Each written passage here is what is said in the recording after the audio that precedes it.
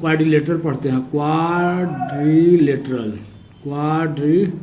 पढ़ते हैं। देखो इसमें दो शब्द है, एक शब्द है क्वाड्री और दूसरा है शब्द जैसे लेटरल है, लेटरल। क्वाड्री मीन्स होता है फोर और लेटरल माने होता है साइड। मतलब कहने का माने a figure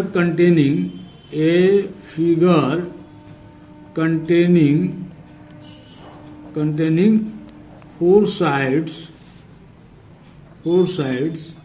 is called quadrilateral। इसका सबसे बेहतर परिभाषा इस प्रकार से दिया जा सकता है, यहाँ जैसे लिखते हैं ऐसे ऐसे कर दिए, यह लाइन सेगमेंट हो गया। इसको हम एक को क्या कहते हैं, लाइन सेगमेंट कहते हैं। एक लाइन सेगमेंट हो गया, यह एक लाइन सेगमेंट हो गया, यह एक लाइन सेगमेंट हो गया। ये जो फिगर जो है 4 लाइन सेगमेंट से घिरा हुआ है ना। इसको डिफिनेशन में बांधा जा सकता है इस प्रकार से, a figure bounded by 4 line segments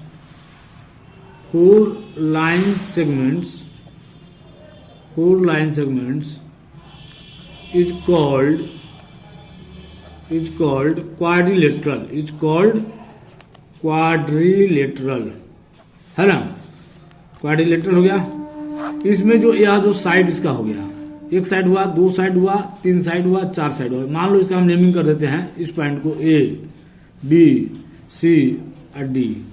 अब यहाँ पर जो है 4 जगह पर मिल रहा है, ए पर, बी पर मिल रहा है, यहाँ सी पर मिल रहा है, यहाँ डी पर मिल रहा है। इस प्रकार जो है दिस वे जो है ए क्वाड्रिलेटरल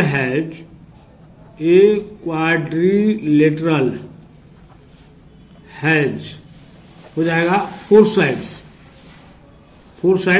कौन कौन साइड होगा, एक ए बी हो जाएगा, दूसरा बी सी हो गया, तीसरा सी डी हो गया और चौथा डी ए हो गया। मतलब इस फिगर में जो हम नाम नेमिंग किया है 4 वर्टिसेस, कितना आ जाएगा 4 वर्टिसेस। तो 4 वर्टिसेस में कौन हो गया, ए हो गया, बी हो गया, सी हो गया और डी हो गया, एक क्वाड्रिलेटरल में। चलो अब आगे चलते हैं। तीसरी बात है 4 वर्टिसेस हो गया, 4 एंगल्स है ना। एंगल ए हो गया, इस एंगल को हम ऐसे भी लिख सकते हैं, मतलब बी ए चाहे D A B, angle D A B लिख सकते हैं, या इसको लिख सकते हैं और एंगल बी ए डी लिख सकते हैं। जो एंगल दिखाना होता है वह एंगल कहाँ पर होता है, बीच में होना चाहिए। क्या होना चाहिए, बीच में होना चाहिए। और एंगल बी है, इसको इस तरह से लिखा जा सकता है, एंगल ए बी सी या एंगल सी बी ए, है ना। या एंगल सी है, इसको ऐसे भी हम लिख सकते हैं, एंगल बी सी डी, या इसको हम लिख सकते हैं डी सी बी, ऐसे भी लिख सकते हैं। मतलब ऐसे घुमा कर लिखो या ऐसे लिखो, है ना। एंगल डी, इसको हम ऐसे भी लिख सकते हैं, एंगल सी डी ए या एंगल ए डी सी। इस प्रकार से हम एंगल को दिखा सकते हैं लिख करके। मतलब जिस एंगल, जहां पर एंगल बनता है वह एंगल जैसे बीच में होना चाहिए। कहाँ होना चाहिए, बीच में होना चाहिए, ठीक है। अब चलो आगे चलते हैं। मतलब 4 एंगल्स हो गया, मतलब 4 साइड हो गया, 4 वर्टिसेस हो गया, 4 एंगल्स हो गया। अच्छा, इसमें चौथी बात, 2 adjacent sides, two pair of adjacent sides. 2 pair adjacent का मतलब होता है क्या, एडजेसेंट का मतलब होता है अगल बगल में। एडजेसेंट का मतलब समझ लो, एडजेसेंट का वैसे हिंदी होता है आसन्न, है ना। आसन्न का मतलब हुआ आसन्न सन्निकट, अर्थात जो अगल बगल में हो, अगल बगल में ऐसे समझ सकते हैं। अगल बगल में जो है वह जो है सो एडजेसेंट कहलाता है। तो 2 पेयर ऑफ 2 कहते हैं, सॉरी 4 पेयर हो जाएगा, 4 पेयर ऑफ एडजेसेंट साइड। कैसे, अब ए बी हो गया, बी सी हो गया, A B and B C and C D, B C हुआ सी डी हुआ, एंड सी डी एंड क्या हुआ, C D and D A, और D A and A B. इस प्रकार से यह एडजेसेंट मतलब 4 पेयर ऑफ एडजेसेंट साइड्स होगा। इसी प्रकार से पांचवा में जो हो जाएगा 4 pair of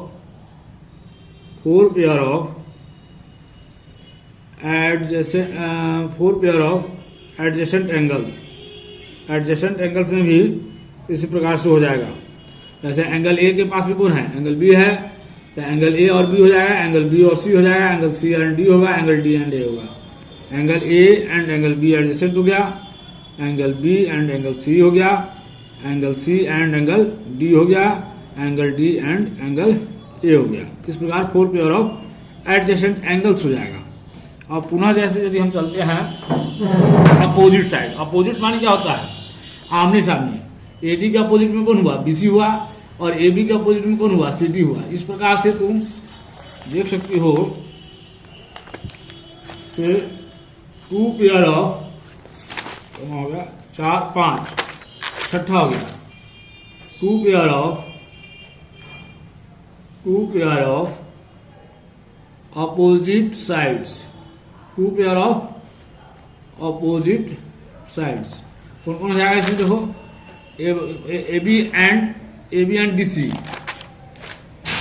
A B and D C हो गया, A D and B C हो गया, A D and B C. इस प्रकार 2 पेयर हो जाएगा, 5 6। सातवां जो हो गया 2 pair of opposite angles, 2 pair of opposite angles, है ना। तो 2 पेयर ऑफ अपोजिट एंगल्स में कौन सा आ जाएगा, एंगल ए के अपोजिट कौन होगा, इस एंगल के अपोजिट कौन होगा, सी हो गया। एंगल बी का अपोजिट कौन होगा, मतलब ये बराबर नहीं हुआ, बी का अपोजिट कौन हुआ, ए हो गया, डी हो गया, है ना। तो angle A and angle C एक दूसरे का अपोजिट हुआ, एंगल बी और एंगल डी अपोजिट हुआ एक दूसरे के, ठीक है। इस तरह से हमको यह बन गया। आपको अब इसमें कोई छूट रहा है, नहीं छूट तो नहीं रहा है। 4 पेयर ऑफ एडजेसेंट साइड्स हो गया, 4 पेयर ऑफ एडजेसेंट वर्टिसेस 4 हो गया, 4 एंगल हो गया, 4 7 2 पेयर ऑफ अपोजिट एंगल्स, है ना।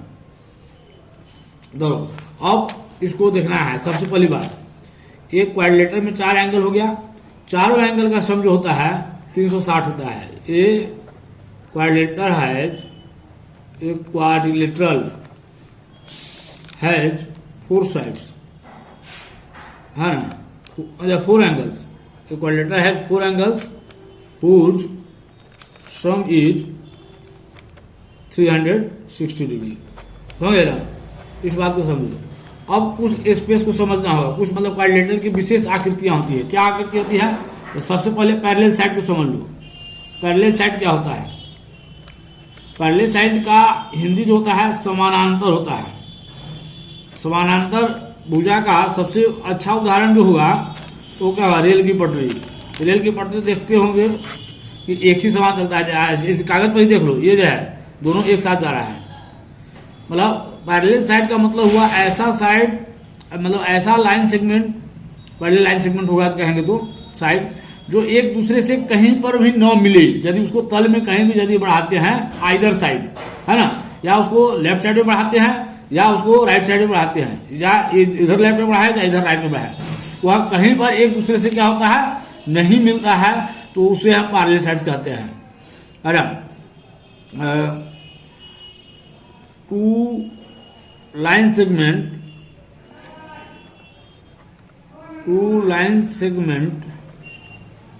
सेगमेंट्स चाहे लाइंस या साइड्स कुछ भी, है ना, are said to be parallel are said to be parallel if they do never meet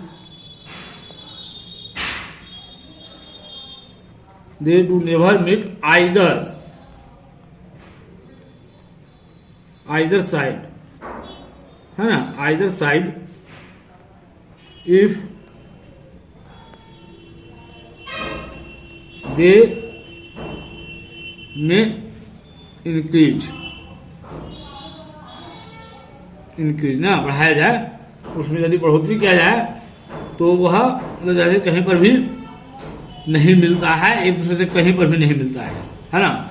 जैसे में अब यहाँ पर यदि एक लाइन सेगमेंट लेते हैं, उदाहरण एग्जाम्पल लेते हैं, ए बी ले लिया, सी डी ले लिया, ए बी ले लिया और यहाँ एक सी डी ले लिया, है ना। तो ए बी को यदि हम इधर बढ़ाएंगे, चाहे बी को इधर बढ़ाएं, सी को इधर बढ़ाएं, चाहे डी को मिलाएं, यदि ए बी और सी डी एक दूसरे के से नहीं मिलेगा तो ए बी, यहाँ ए दो पैरेलल का साइन है, ए बी ए पैरेलल का साइन है, A B parallel C D होता है। ये जो साइन है ना, ये वाला, इसको हम पैरेलल, जो लाइन जो लंबा सा दिया जाता है छोटा सा, इसको हम क्या कहते हैं, पैरेलल लाइंस, क्या कहते हैं, पैरेलल कहा जाता है, पढ़ा जाता है।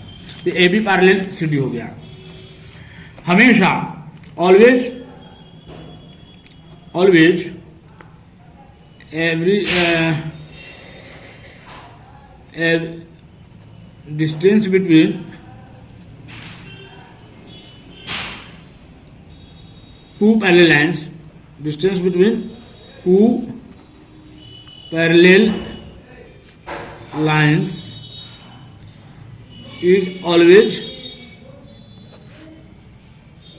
same everywhere। नहीं समझे? कहने का मतलब इस दोनों के बीच का दूरी, यदि यहाँ पर दोनों के बीच का दूरी 5 सेंटीमीटर है तो यहाँ भी इसका दूरी क्या होगा, 5 सेंटीमीटर होगा। यहाँ भी इसका दोनों के बीच का दूरी कितना होगा, 5 सेंटीमीटर, उससे कम नहीं होगा, तभी वह पैरेलल होगा। जैसे ही दोनों के बीच का दूरी कम होगा तो वह पैरेलल नहीं हो सकता, तो वह कहीं ना कहीं जाके मिल जाएगा, है ना। वह उसको इंटरसेक्टिंग लाइंस कहते हैं। देखो ऐसे जो लाइन जाता है ना, इसको ऐसे लाइन गया, एक ऐसे लाइन गया, ये गया ना। मान लो कि ए मेन है ना, और पी क्यू है, यहाँ कहाँ पर काट दिया, मतलब एक दूसरे को यहाँ पर इस बिंदु पर काटा, मान लो कि इस बिंदु का हम नाम टी देते हैं। तो इस प्रकार एम एन और पी क्यू कहीं ना कहीं एक दूसरे को काट रहा है, तो यह लाइन जो काट रहा है इसको हम कहते हैं इंटरसेक्टिंग लाइंस। क्या कहते हैं, इंटरसेक्टिंग लाइंस। क्या कहते हैं, इंटरसेक्टिंग लाइंस, है ना। क्वाड्रिलेटरल से संबंधित जैसे कुछ आकृतियां होती है ना, फिगर होता है। कौन सा आकृति होती है, मतलब some figures related to quadrilateral, उसका नेमिंग होता है ना, क्वाड्रिलेटरल। तो पहला होता है एक पैरेललोग्राम होता है, पैरेललोग्राम पहला। दूसरा हो गया रेक्टेंगल। तीसरा हम आकृति को कह सकते हैं रोम्बस। क्या होता है, रोम्बस होता है। चौथा होता है square.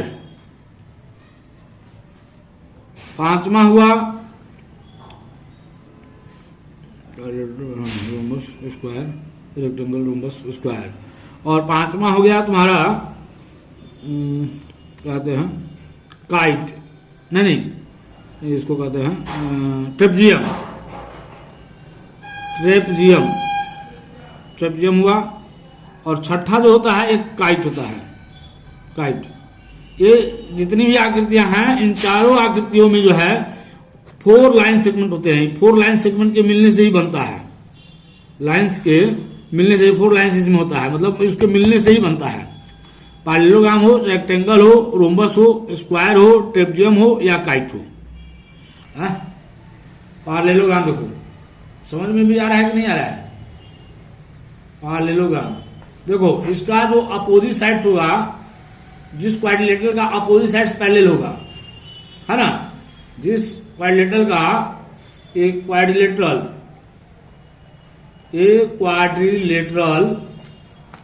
whose opposite sides are parallel, whose opposite sides are parallel is called parallelogram।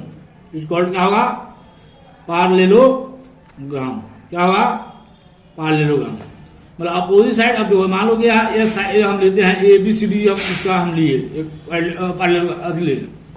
इसमें यदि ए बी पैरेलल क्या है, डीसी के है, ए बी का अपोजिट में कौन होगा, डीसी हो जाएगा, और एडी का अपोजिट में कौन सा होगा, बीसी हो जाएगा। एंड एडी पैरेलल क्या होगा, बीसी होगा।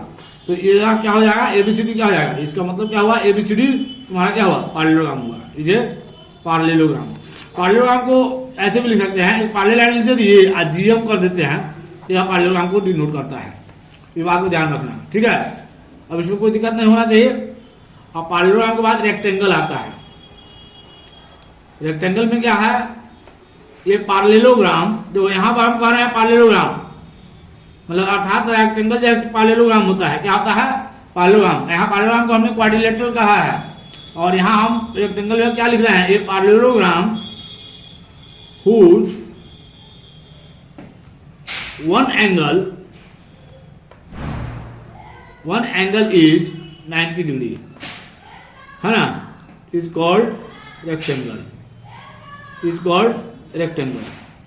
कहने का मतलब है कोई भी पैरेललोग्राम जो होगा यदि उसका एक एंगल क्या होगा, 90 डिग्री होगा। देखो जैसे में यहाँ हम एक बनाते हैं पैरेललोग्राम, या मतलब रेक्टेंगल जो होता है एक पैरेललोग्राम में होता है, हमेशा ध्यान में रखने की बात है। सो रेक्टेंगल क्या होता है, एक पैरेललोग्राम में होता है, लेकिन ऐसा पैरेललोग्राम होता है जिसका एक एंगल 90 डिग्री होता है। जैसे ही एक एंगल 90 डिग्री होगा तो हमने पढ़ा है कि पैरेललोग्राम, है ना, यदि दो पैरेललोग्राम हो और उसको कोई एक लाइन सेगमेंट उसको काटता है तो इंटीरियर एंगल का सम जो होता है ना, कोई इंटीरियर एंगल का जो सम होता है, वह जो सम जो होता है 180 डिग्री होता है। दोनों का सम कितना होता है, 180 डिग्री होता है। तो मान लो देखो यहाँ जैसे यह पैरेलल हो गया, पैरेलल हो गया ना, तो यहाँ पर यह एंगल, यह जैसे उसका ट्रांसवर्सल है ना, यह यही समझा जाएगा, इसको ट्रांसवर्सल समझा जाएगा क्योंकि यह दोनों लाइन पैरेलल है और इसको ट्रांसवर्सल समझा जाएगा। और यहाँ पर एक एंगल 90 डिग्री पहले से दिया हुआ है और यहाँ से भी ये एंगल, तो ये दोनों एंगल का सम कितना हो जाएगा, इस हिसाब से 180 डिग्री होगा। और यहाँ एक एंगल 90 डिग्री दिया हुआ है तो 90 डिग्री इसमें से घटा लेंगे तो 90 डिग्री हो जाएगा, दूसरा एंगल कितना होगा, 90 डिग्री हो जाएगा, है ना। इसीलिए यदि एक एंगल भी 90 डिग्री होता है तो रेक्टेंगल का चारों एंगल क्या होता है, 90 डिग्री के बराबर होता है। इस बात को हम हमेशा ध्यान में रखेंगे, समझ गए। अब रेक्टेंगल के बाद क्या होता है, रोम्बस। रोम्बस, इस आकृति को समझिए। रोम्बस में क्या होता है, ए पैरेललोग्राम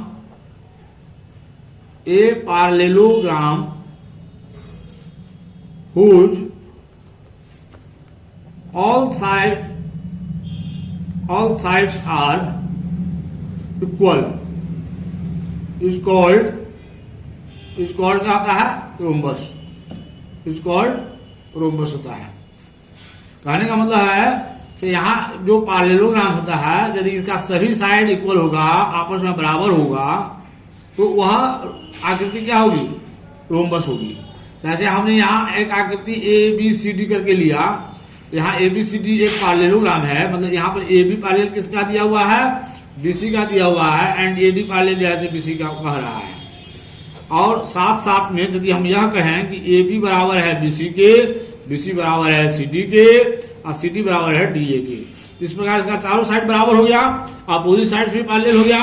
पैरेललोग्राम होने के चलते तो यह चारों साइड इक्वल हो गया, तो यह क्या कहलाएगा, यह क्या हो जाएगा, रोम्बस कहलाएगा। रोम्बस का परिभाषा क्या है, ऑल साइड्स आर इक्वल होगा लेकिन वह पैरेललोग्राम होगा। पैरेललोग्राम जिसका ऑल साइड्स इक्वल होगा वह क्या कहलाएगा, रोम्बस कहलाएगा। इतना समझ में कोई दिक्कत, हाँ, जो समझ में कोई दिक्कत नहीं है। अब रोम्बस के बाद स्क्वायर। अब देखो स्क्वायर क्या होता है, स्क्वायर में क्या होता है, मतलब देखो यहाँ इसका चारों साइड इक्वल होता है तो हम इसका जो परिभाषा लिखते हैं तो रोम्बस लिखते हैं यहाँ, और उसका प्रत्येक एंगल 90 डिग्री होगा। मतलब a rhombus whose one angle is 90 degree is called square, है ना। इसमें भी पैरेललोग्राम का परिभाषा लेकिन रोम्बस एक पैरेललोग्राम होता है जिसका मतलब स्क्वायर भी पैरेललोग्राम हुआ। यहाँ भी एक एंगल 90 डिग्री एंगल, दूसरा एंगल 90 डिग्री हो जाएगा। इस प्रकार स्क्वायर का भी चारों एंगल क्या होगा, 90 डिग्री होगा। और रोम्बस होने के चलते चारों साइड इसका इक्वल होता है तो स्क्वायर का भी चारों साइड क्या होगा, इक्वल होगा। ट्रेपेजियम पर शुरू कर दिए। ट्रेपेजियम एक क्वाड्रिलेटरल, इसमें एक क्वाड्रिलेटरल होता है ना, जिसका सिर्फ one pair of opposite side जैसे पैरेलल होना चाहिए। कोई भी एक ऐसा क्वाड्रिलेटरल, जैसे मान लो कि एबीसीडी क्वाड्रिलेटरल है ना, जिसका जो है ए बी पैरेलल क्या है, डीसी क्या है, ए बी पैरेलल डीसी क्या है, तो हम इसको कहते हैं ट्रेपेजियम। मतलब एक क्वाड्रिलेटरल है, न पैरेललोग्राम है न रोम्बस है ना, यह एक क्या है, क्वाड्रिलेटरल है, whose one pair of opposite sides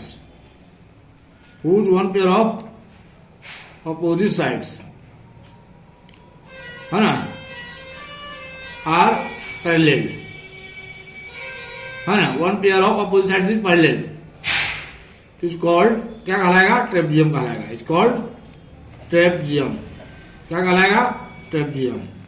मतलब इसमें ए बी पैरेलल जैसे सी डी के है, ये दोनों जैसे पैरेलल नहीं है, ए डी और बी सी जैसे पैरेलल नहीं है।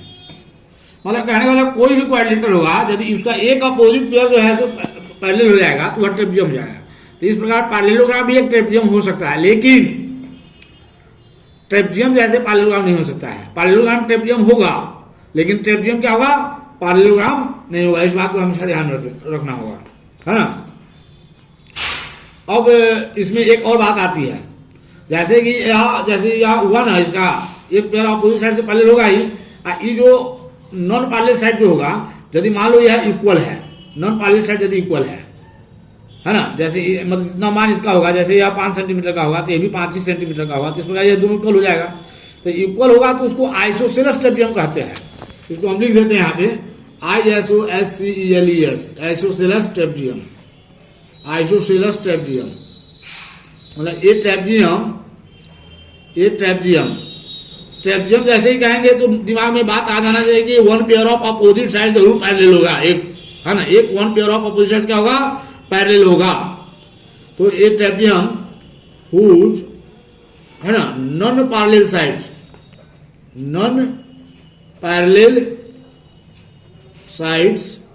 ये trapezium whose non parallel sides are equal, non parallel sides are equal, तो इज कॉल्ड क्या कहलाएगा, is called isosceles trapezium. Is called isosceles trapezium, क्या कहलाएगा, आइसोसेलेस ट्रेपेजियम। बात समझ में आया, मतलब बराबर होगा। आइसोसेलेस माने क्या होता है, दो साइड बराबर होना। आइसोसेलेस का मतलब हुआ दो साइड का बराबर होना, इसलिए आइसोसेलेस ट्रेपेजियम हो जाएगा। एक काइट, अब देखो काइट कैसे बनता है, एडजेसेंट साइड, बगल का साइड जो है इसका क्या होता है, बराबर होता है। बगल का साइड क्या होता है, बराबर होता है। मान लो यह जैसे ए बी सी डी है और ए बी जो है एडजेसेंट हुआ, ए बी और ए डी एडजेसेंट हुआ, ये दोनों साइड यदि बराबर है ना, तो उसको हम काइट कहते हैं। ए क्वाड्रिलेटरल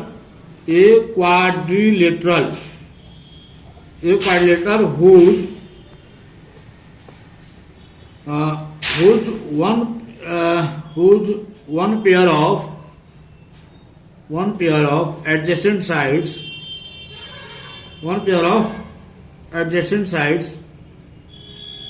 is equal, क्या है, इक्वल का मतलब क्या हुआ, समान लेंथ से मतलब हुआ। कहने का मतलब एडी का मान यदि 10 सेंटीमीटर है तो एडी का भी मान क्या होना चाहिए, 10 सेंटीमीटर होना चाहिए, तभी दोनों इक्वल होगा। Quadrilateral whose one pair of adjacent sides is called जैसे क्या कहलाएगा, इज कॉल्ड काइट। क्या कहलाएगा, काइट कहलाएगा। इस प्रकार क्वाड्रिलेटरल से संबंधित जितने भी फिगर बनते हैं उसका मैंने आपको परिभाषा बता दिया, है ना। अब इसकी कुछ विशेषताएं जो है हम आपको नेक्स्ट वीडियो में बताएंगे।